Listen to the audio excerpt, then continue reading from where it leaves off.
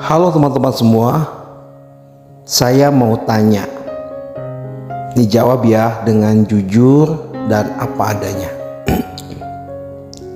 Menurut kamu, orang yang paling sering sakit hati, kecewa, depresi itu adalah orang yang pesimis atau orang yang optimis?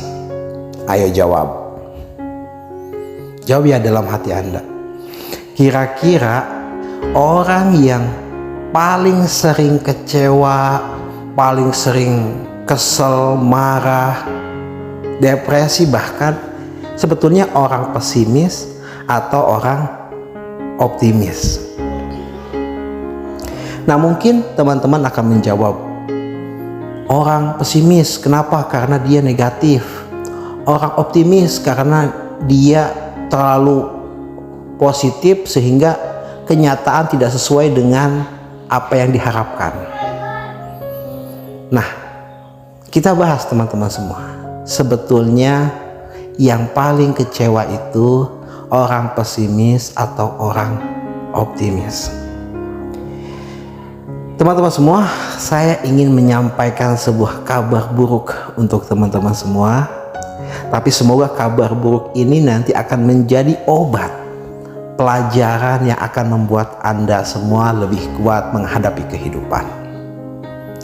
Jadi, yang paling sering kecewa, yang paling sering menderita, yang paling sering depresi adalah orang-orang yang optimis, bukan yang pesimis.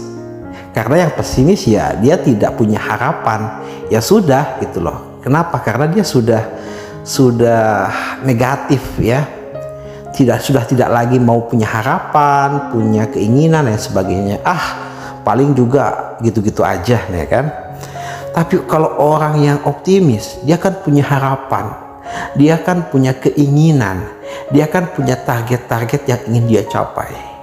Nah, setelah dia mencoba melakukan sesuai dengan optimisme dia, sesuai dengan rencana dia, tapi alam semesta berkata lain. Apa yang ingin dia capai, apa yang dia targetkan tidak sesuai dengan harapannya. Kemudian ya, dia mencoba lagi, gagal lagi, mencoba lagi, gagal lagi. Ya, akhirnya apa? Akhirnya dia tertekan. Nah, biasanya depresi itu, stres itu terjadi karena kita selalu menghadapi kegagalan ya. Menghadapi kegagalan demi kegagalan, harapan yang selalu hancur, target-target yang tidak tercapai, akhirnya ya sudahlah, saya kecewa ya kan, mending saya nggak usah berharap apapun. Biasanya seperti itu.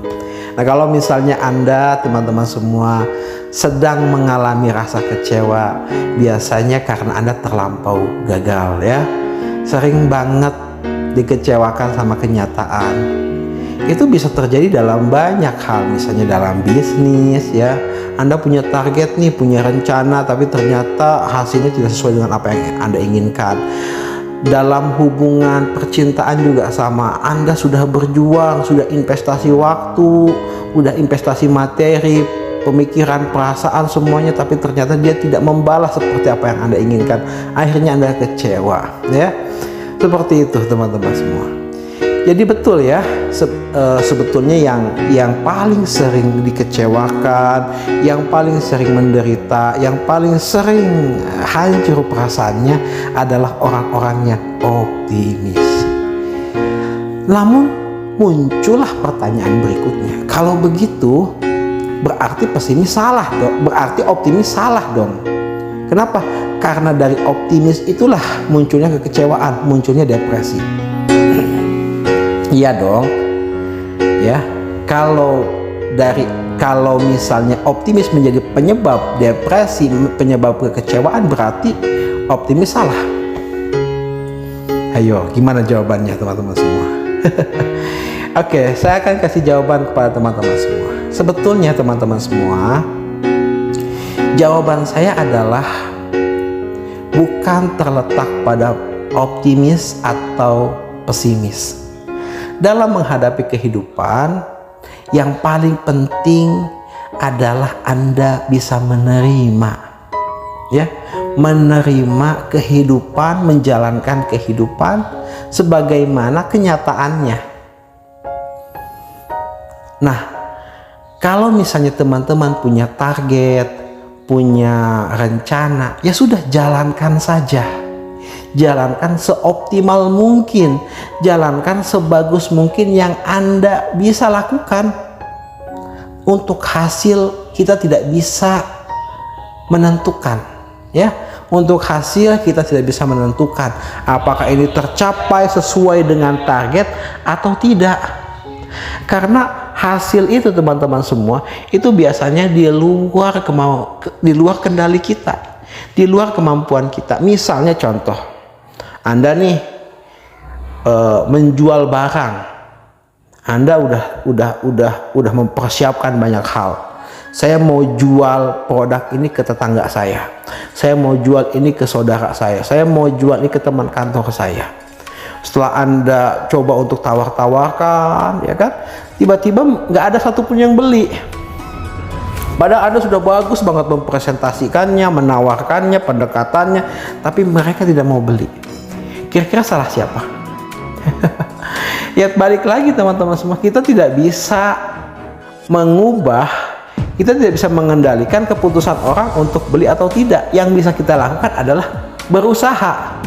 Iya dong, yang bisa kita lakukan adalah berusaha menawarkannya. Nah, kalau teman-teman nih punya motivasi yang kuat, semangat yang kuat, optimisme yang kuat, tiba-tiba menghadapi kenyataan seperti itu, stres nggak? Stres. Kecewa nggak? Kecewa. Bahkan setelah itu Anda mungkin nggak mau lagi nggak mau lagi jualan, nggak mau lagi nawarin produk, trauma. Nanti saya takut dikecewain, nanti saya takut nggak laku, dan lain sebagainya.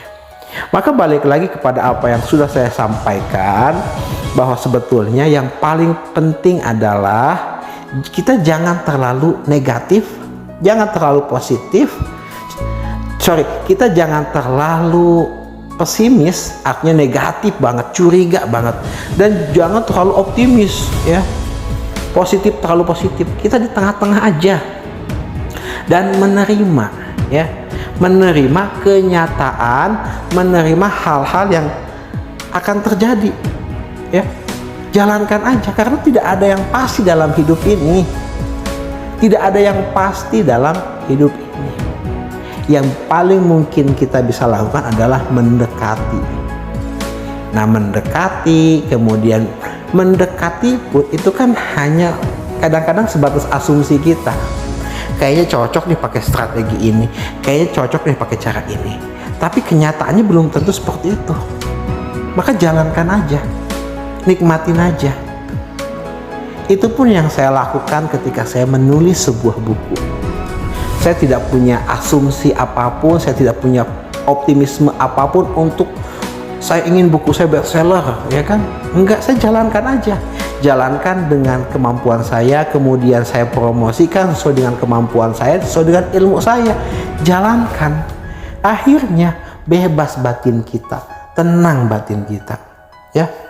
Jadi kalau teman-teman tidak mau kecewa, tidak mau tertekan, ya, dalam menghadapi kehidupan ini, dalam menjalankan tugas-tugas Anda, cobalah menerima, ya, menerima dan posisikan diri berada di tengah-tengah, ya, tidak pesimis dan tidak terlalu optimis. Jalankan aja, terima, ya, terima, dan fokus pada kemampuan dan upaya kita. Misalnya contoh, ya, Anda punya target 10, ya, Anda punya target 10, ya. Tadi kan hasil itu kan di luar kendali kita. Yang bisa kita lakukan adalah upaya. Coba deh upaya kita tingkatkan jadi 20, upaya kita jadi 40, upaya kita bahkan mungkin jadi 100. Maka kemungkinan berhasilnya akan lebih tinggi. Iya dong, secara logis kan begitu. Misalnya Anda punya target menjual produk satu hari ke 10 orang, ya. Kalau Anda menjual hanya ke 10 orang saja, kemungkinan paling 1, 2 ya, itu juga sudah bagus. Tapi kalau Anda mencoba untuk menjual ke 100 orang, target Anda 10, tapi apa yang Anda lakukan sampai 100, maka kemungkinan berhasil, kemungkinan tercapai targetnya akan lebih tinggi. Gitu ya. Jadi fokus pada kemampuan diri aja semaksimal mungkin ya, dan hadapi bila pun nanti apa yang sudah kita lakukan, apa yang sudah kita rencanakan tidak berhasil, ya sudah, nikmati. Itu mungkin jalannya. Teman-teman pernah mendengar gak sebuah kisah menarik ya, bahwa ada seorang yang ingin dia bepergian ya, naik pesawat, tapi di tengah jalan macet semacet-macetnya, sampai dia stres, kesel karena macet itu. Akhirnya dia telat dan gak jadi berangkat. Sepanjang hari dia uring-uringan, sepanjang hari dia maki, ngamuk-ngamuk ya. Setelah dia mulai reda, sorenya kemudian dia lihat berita, ternyata pesawat yang dia tumpangi ternyata kecelakaan, jatuh. Dan kemudian dia bersyukur ya. Padahal tadi pagi dia marah, sorenya dia bersyukur. Teman-teman semua, bahwa kadang-kadang di balik setiap kenyataan yang kita hadapi itu selalu menyimpan pelajaran. Itu selalu menyimpan sesuatu yang luar biasa untuk bahan penguatan jiwa kita. Jadi yuk kita terima saja ya. Terima dan fokus pada apa yang bisa kita lakukan, apa yang bisa kita kerjakan hari ini, dan menikmati hidup. Karena hidup terlalu singkat untuk kita habiskan pada kekecewaan, pada depresi. Karena begitulah teman-teman semua. Ilmu yang paling tinggi dalam hidup ini adalah kebijaksanaan. Salah satu bentuk kebijaksanaan adalah menerima kenyataan, dan kemudian kita bisa berdamai dengan kenyataan yang kita hadapi saat ini. Semoga apa yang saya sampaikan ini membantu Anda semua, memberikan inspirasi dan memberikan renungan untuk kita lebih bijak menjalankan hidup. Terima kasih teman-teman semua.